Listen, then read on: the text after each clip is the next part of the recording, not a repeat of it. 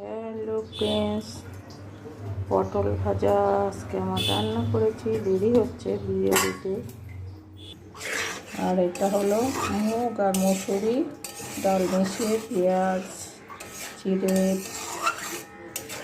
লঙ্কা পাঁচফোড়ন দিয়ে করেছি। গন্ধরাজ লেবু আছে, দুরকম মিক্সড করে ডাল দিয়ে ভালো হয়।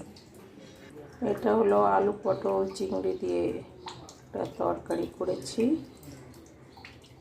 এই আজকে করতে পেরেছি বন্ধুরা। আর ভাত এই যে। তোমরা ভালো থেকো, সুস্থ থেকো। কি করলে জানাবে, আমার রান্না কেমন হলো সেটাও জানাবে।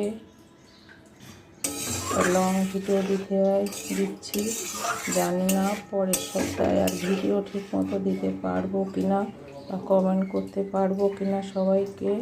সবাই ভালো থেকো, সুস্থ থেকো, টাটা।